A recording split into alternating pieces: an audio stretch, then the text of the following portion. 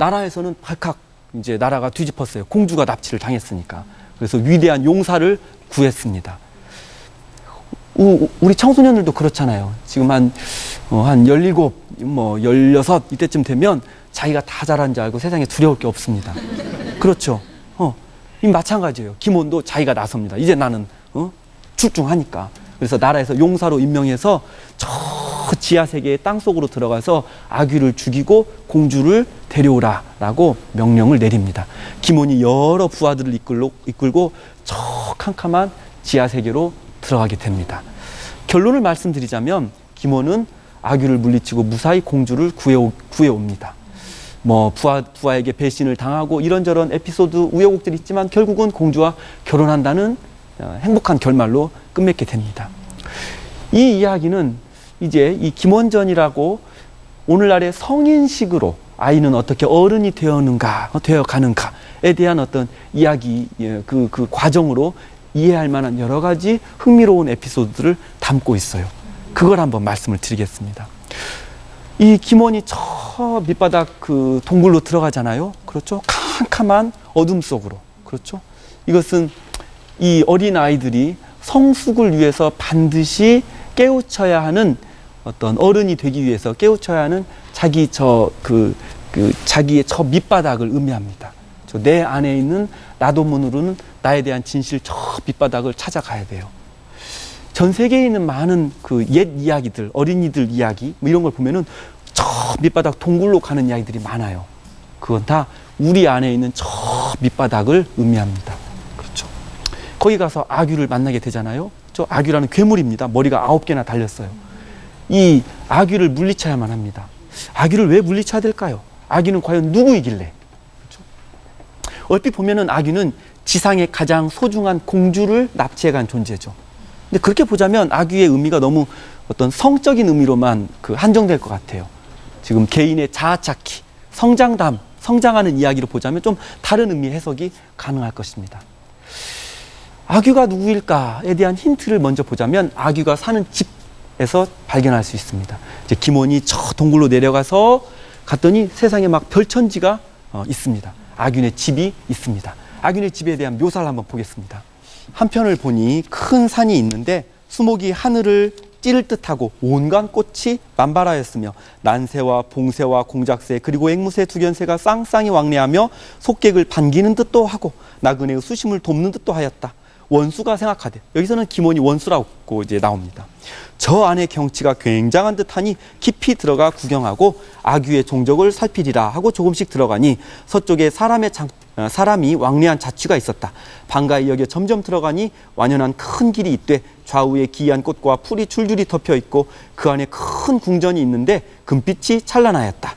가까이 나아가 보니 2층 3문이 있었는데 현판에 큰 황금 글씨로 천하 제1강산 구두장군 대하문이라 쓰였거늘 이곳이 필연 아귀의 후려리로구나 생각하고 몸을 돌려 한쪽 동산의 수목 사이에 은신하여 좌우의 동정을 살폈다. 천하 제1강산은요, 세상에서 제일 아름다운 곳이란 뜻이죠. 구두장군은요, 아귀 자신을 가리킵니다. 머리가 9 달린 장군이란 뜻입니다. 대하문은요, 대하는 궁궐이란 뜻입니다. 좀 유치하지 않나요? 우리 집이 최고야 이런 뜻이잖아요 지금. 그렇죠. 그걸 무슨 막 간판으로 써붙이는 거네요. 그 집에는 누구만 들락거려요? 아귀 자신만 들락거리는데도 스스로 써붙인 거예요. 우리 집이 최고야라고. 어린애답죠. 그렇죠. 즉 세상 물정 모르고 자기가 최고인 줄 아는, 그렇죠, 자아도취에 빠진 어린아이의 모습을 보여주고 있습니다. 어린아이다운 자아도취, 이기심, 탐욕, 나밖에 모르는 것을 보여주고 있습니다. 여러분들 헨젤과 그레텔 이야기 아시죠? 거기 보면 헨젤과 그레텔이 깊은 숲속으로 들어가죠. 거기에 들어가서 다른 유혹들은 다 물리쳤는데 어디에는 그만 탁 빠져버리고 맙니까? 바로 과자로 만든 집입니다. 세상의 모든 어린이들이 거절할 수 없는 매력이죠. 그렇죠? 바로 나의 자아도취, 나의 이기심, 나의 탐욕, 나의 허영심으로 만든 집이 과자로 만든 집입니다. 즉 아귀의 정체, 첫 번째는 뭐라고요? 바로 탐욕스러운다, 유아스러운다, 나밖에 모르는다 라고 볼 수가 있습니다. 이게 아귀의 첫 번째예요. 근데 두 번째 아귀의 정체는 바로 이겁니다. 조금 어려울 수도 있는데요. 그것은 내게 명령하고 무엇인가를 의무라고 가르치는 권력으로서의 아버지, 그 절대성의 상징이라고도 할 수가 있습니다. 보통 이런 괴물들은 어떻게 조그만하게 나옵니까? 그렇지 않죠? 거대하게 나옵니다. 우리 세계의 다른 동화 중에서 잭과 콩나무라는 이야기가 있습니다. 잭이 콩나무 줄기를 타고 하늘에 올라가서 거인을 만나게 되죠. 반드시 거인이어야 됩니다. 그렇죠? 반드시 거인. 그렇죠? 그러니까 옛 이야기, 옛 이야기에서 어린이들이 마주치는 어른들은 대체로 거인이건 아니면 막강한 능력을 지니고 있습니다. 그것은 어린이들이 보았을 때 어른 또는 아버지를 의미하기 때문입니다. 그렇죠? 제 키가 딱 170이에요. 참, 죄가 아닌데. 근데 어쨌든, 근데 제가 이렇게 작아도요, 우리 아이들이 그린 그림을 보면 거인으로 나와요. 왜? 명령하는 사람이니까. 아이들한테. 그렇죠? 밥 먹어! 그렇죠? 시금치 왜 빼먹니? 그렇죠? 그런 사람이니까. 그렇죠? 그러니까 결국은 아규 그 거대함은 한편으로는 그러니까 그런 어떤 거대한 아버지, 그렇죠? 법으로서의 아버지를 부정시하는 것만은 아니에요. 왜냐하면 그렇게 아버지를 거대하게 그림으로써 아이들은 의타적인 존재가 됩니다. 즉, 아까 유아기의 탐욕으로서의 아귀와 아버지로서의 아귀가 어찌 보면 충돌하는 것 같지만 실은 충돌하지 않아요. 자세히 보면 나는 내 멋대로 하고 싶고 세상의 수많은 사안들에 대해서 내가 판단하고 사리 판단을 하고 주체적으로 나아가려는 것을 거부하는 것이죠. 나는 오로지 의타적으로 살고 싶은 마음, 그렇죠? 아버지에 기대어서 살고 싶은 마음을 그렇게 거대한 아귀의 모습으로 그려놓은 것입니다. 자, 성인식은 왜 그렇게 고통스러울까요? 이제 천신만고 끝에 이 아귀를 죽이고 이 김원은 공주를 차지하게 됩니다. 원래 저희 유원지에 가보면 번지 점프 있죠. 그게 어디에서 연원했는지 아시죠? 저기 그 남태평양에 바투아누족이라는 그 부족이 있습니다. 그네들이 성인이 되기 위해서는 절벽에서 칡명꾼 같은 걸로 다리를 묶고 뛰어내려야 돼요. 뭘 몸소 증거하는 거죠? 보이는 거죠? 용기를 증거하는 것이죠. 그렇죠? 어떤 용기? 어떤 용기?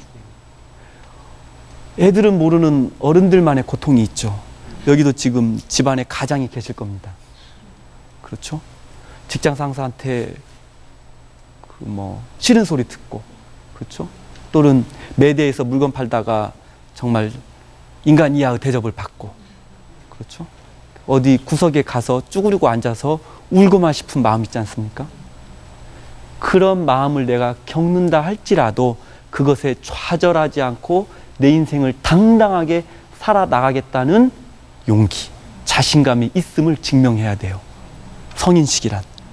그러므로 성인식은 언제나 뭘 수반하죠? 고통을 수반합니다. 네가 앞으로 성인으로서 겪어야 되는 수많은 심리적인 고통을 축약해서 보여주는 겁니다. 아찔한 죽음을 체험하게 합니다.